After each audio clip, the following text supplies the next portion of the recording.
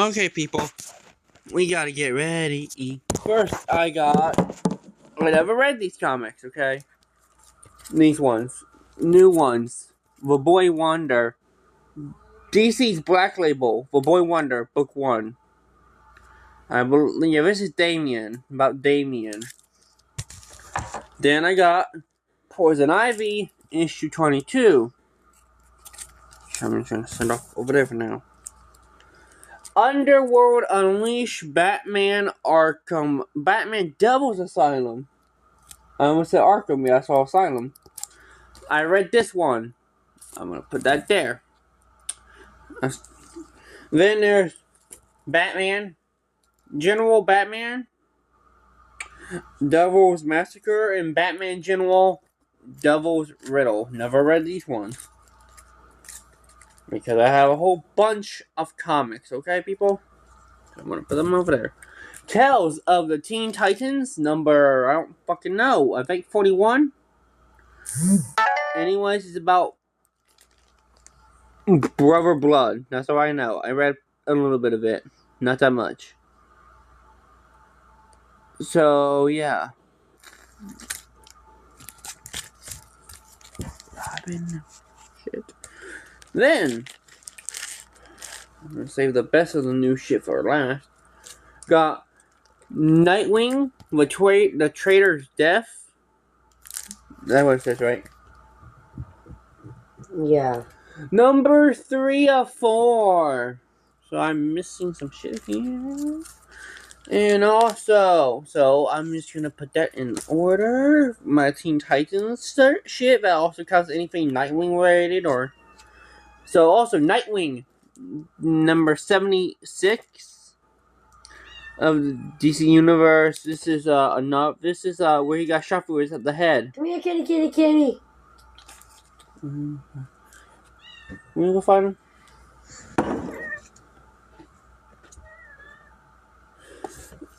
This is where Nightwing got shot through the head by KG Beast.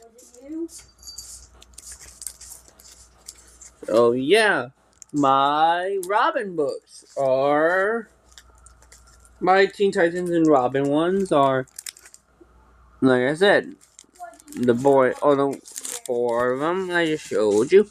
I'm gonna put the Batman ones in order. Now the Batman ones can go in whichever way I want them to. Boom, those ones go right there. That can go right there. And Poison Ivy can go under. It wasn't her. It was him. That got scared because he was back there in the dog by himself. And whenever I get to these comics, I'll look up the date and read them in order that they were released. Most likely. This is what order I need to get the shit out of here for. Boom, there we go. Because I'll show you later. Then I read this one a little bit. Joker's Asylum. This ain't new. Okay, now I'm on the shit, but I just haven't showed you, really. I think I showed you this one, but I don't remember. My Injustice comic, I read it, though. It's a good one. But yeah.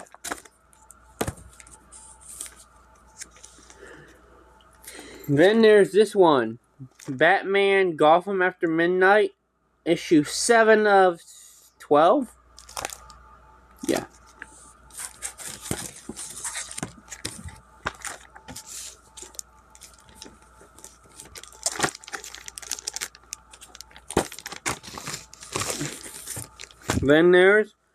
Then we get out of the DC stuff. We got some Image comics with Image of Shadowhawk. This is one of the volume 2 ones. Then to show you, this goes with my other upcoming comic stuff that I'm gonna show. I got this Spawn, fucking a Spawn book, fucking mark. That came with 2 action figures and a comic. Not the comic. I'll tell you what comic it came with. Not this one, no. I'll tell you when I get to it. Then I got Spawn Universe. So yeah. Then I got Gunslinger Spawn. Now we're going out of order because I decided of when I got these books. Then I got next is Kingspawn in order that they were released in. And then there's the Scorn #1. And then the one that I got the bookmark with, Scourge 13.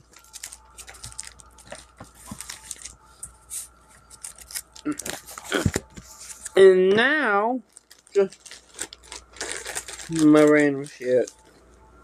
A little WWE comic that came with my brother's Kane action figure.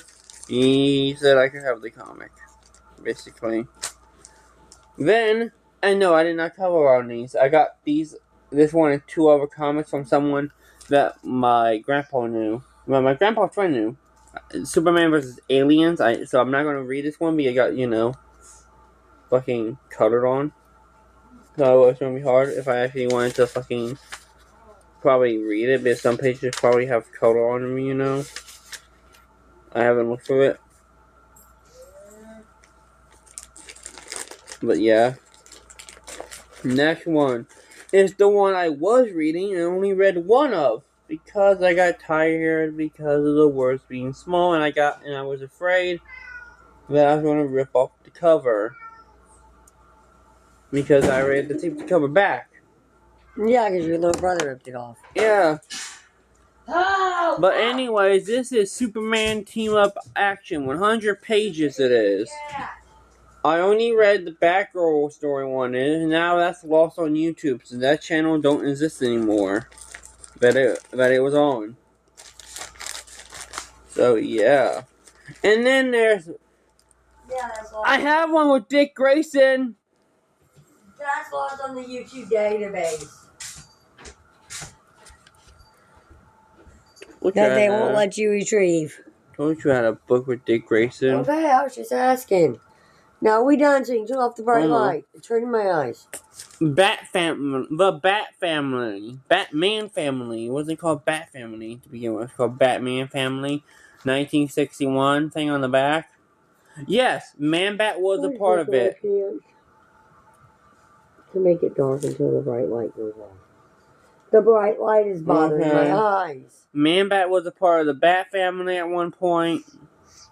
When they decided to make him a good guy at some point. But yeah, Dick Grayson Robin. Or Shannon Todd. One of the two. So it's either Dick Grayson or Shannon Todd. I have one of them though now. That's Robin. I don't remember because I haven't read this book in a while. This one specifically in a while. I stopped at one of the last time I read it, I stopped at one of the Man-Bat stories. Then I have the Zack one, but I already showed you. And now the last one, which is new. I got this for a fucking deal. Since the guy who got it, that's the comic book store that I got. Batman General Batman. Hang on. I was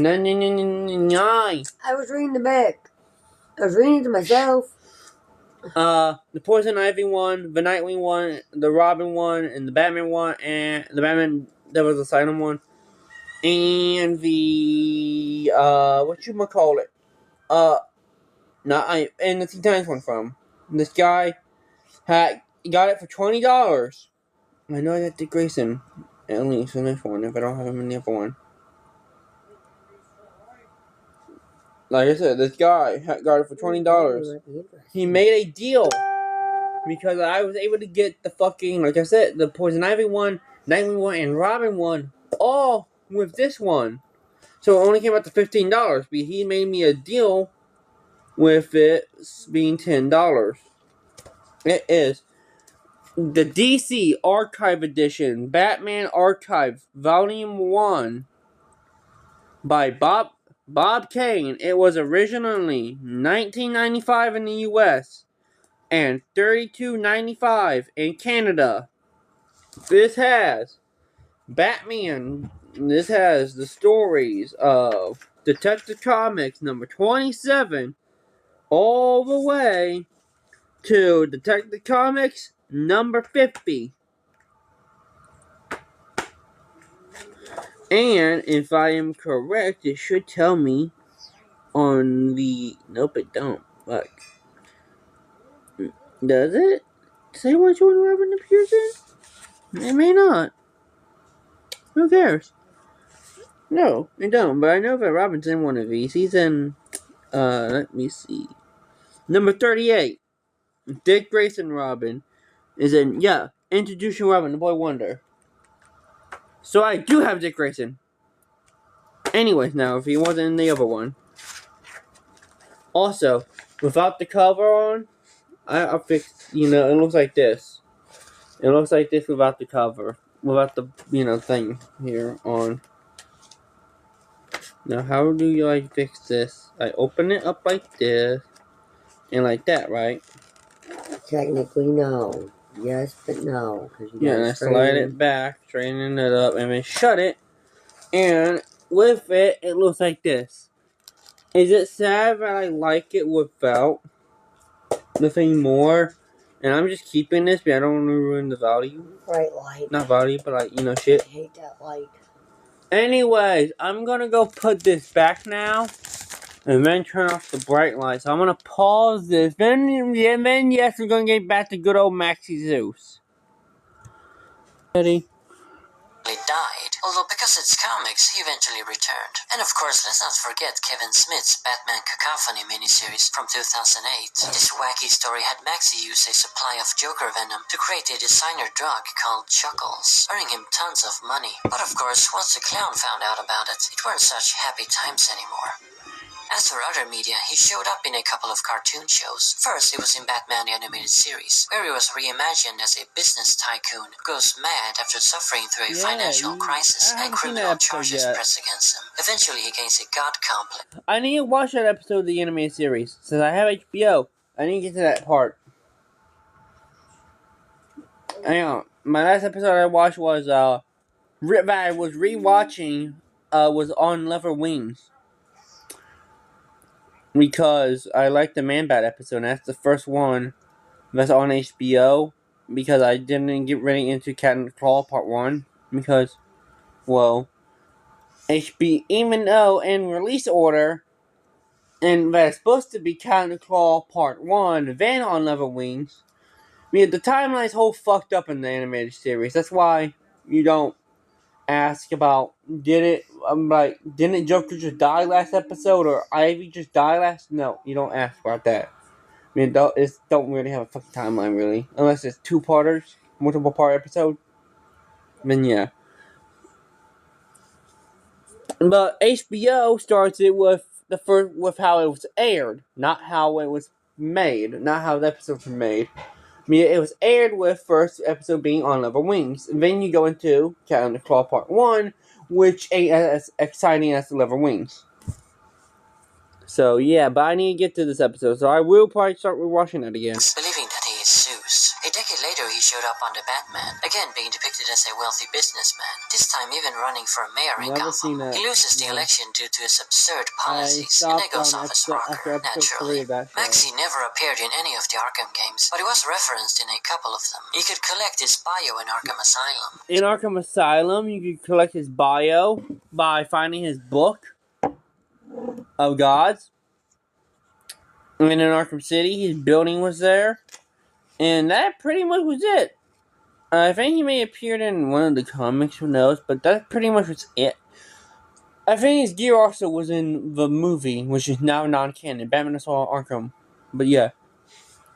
It's non-canon, I got retcon. He did, however, appear in one of the earliest Batman games ever made, namely Batman for the NES, based on the 1989 movie. Yeah, that's right, this 8-bit pixelated mess is actually Maxie Zeus, or at least according to the manual it is. He was depicted as one of the many enemy types you had to fight. In fact, all of the enemies you fight in that game are actually minor Batman villains, like KG Beast, Deadshot, Night Slayer, and even the Flash villain Heatwave.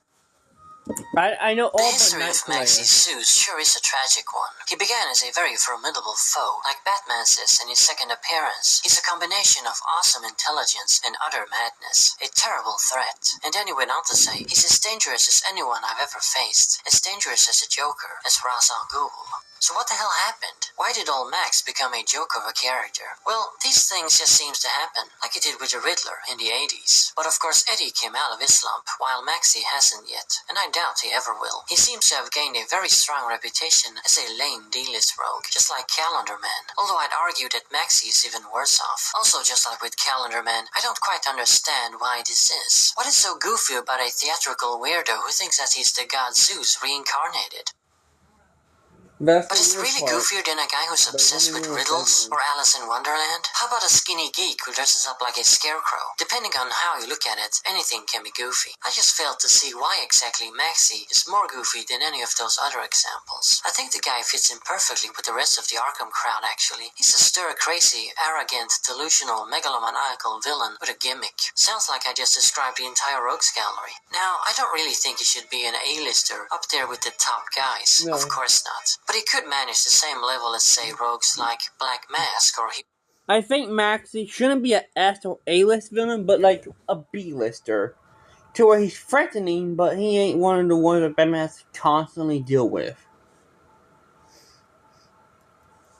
And also, Maxie should be in more Wonder Woman comics as well. Because he's like one of the only ones who should be in one. Joker has no reason to fight Wonder Woman, even though he's crazy, so I can see why he would want to, but like, he has no reason, okay? Maxie has a reason to be in a Wonder Woman comic. Hugo Strange. I would love to see Maxie established as one of Gotham's big mob bosses, a ruthless gangster who just happens to be totally out of his mind. That's what he originally was in the late 70s and early 80s, and it worked. He was a fine villain back then, an eccentric mobster with... No, I said after we pause. He was a fine villain back then, an eccentric mobster with a giant ego. It's Maxie's weird and over-the-top personality that makes him interesting and entertaining anyway. If he would have been just an ordinary crook, this video would never have been made. I absolutely love his overconfident arrogance. He never loses his cool, at least not the classic pre-crisis Maxie. The loser version is another matter. But anyway, even when defeated by Batman, Max barely cared, for it's beneath a god to let a mere mortal upset him. He often even found a way to look at it positively, like getting caught was somehow what he had wanted. Like in one story where Batman says, "In some ways you're the strangest foe I've ever had, certainly the most proud. Surely you realize that your pride has been your downfall." And then crazy old Max replies, "How happy I am to hear you admit that, for it's not pride the fault of the gods." So he basically just spun his defeat to his own favor. If he's so proud that it became his undoing, then that's just further evidence that he's an actual god. What a way to look at it. I think it's a real waste to not utilize such an entertaining and eccentric character. Portraying him as a lame loser is just lazy writing. It's such an easy thing to do. Relegate him to the status of Kite Man, Crazy Quilt, and those other dweebs. That's what you do when you, the writer, can't think of a proper way to use them. Yeah, just fall back on good old comfortable Mr. J instead. Is it me, or am I coming off as really passive-aggressive in this video? Another aspect of the classic Maxie that had potential was his daughter Medea, whatever. Not many Batrogues have kids, so you could have done something really interesting with that. Harvey but had instead, a kid. His daughter was forgotten Riddler in the had a post-crisis daughter. continuity. It's weird how they don't really have So there fucking you have it. sons. That's the story of underrated rogue. Why the fuck do almost all the Batman villains have daughters? I don't fucking know. Like, what the fuck is in Batman in their genes that make them have women? Ain't it my turn? I don't know I'm how gonna the build a fuck. real-life SpongeBob paddy wagon and drive it all the way across the country to surprise the Nickelodeon team that made SpongeBob. The first step is to start taking apart my four-wheeler. This thing's starting to look like a burger cart if you squint real hard. The next step is we're going to start putting the frame over the top of this so we can add all of our foam to make this look like a burger. We have our entire frame built around the car. What is next, Squidward? We need to build a shelf for our foam to sit on. The reason we're using these foam blocks is extremely hard to use wood and get the cartoony curves that we're looking for, so these blocks will help us accomplish that. Right here we have our bottom bun. This foam block is going to act as the patty. Next we got to start adding the cheese, the condiments, and then the top bun. Guys, I'm so proud of this. It's starting to look like a burger. This thing is looking extremely boxy and rough. We have to sculpt it still, but before we do that and make it look exactly like SpongeBob's car, I want to take it out and get people's reactions, see if they can guess what we're doing. They're gonna need to use their imaginations like SpongeBob. Get it wrong. You dumb fucking imagine. No, ain't imagination. It's imagination. For this whole problem, I'm talking like Doodle Bob. You probably don't know who the fuck that is. It's a version of SpongeBob. SpongeBob made with a pencil. I'll tell you. I even picked one of the shorter ones I got, and you're still on your phone. What was that? How was the front hitting the I was ground? doing That did not shit. sound good. We are pulling into the gas station. We already have a lot of damages, and we just went around the block, so we're gonna have to make some modifications for sure. Even with all the damage, people couldn't stop checking out the paddy wagon. No.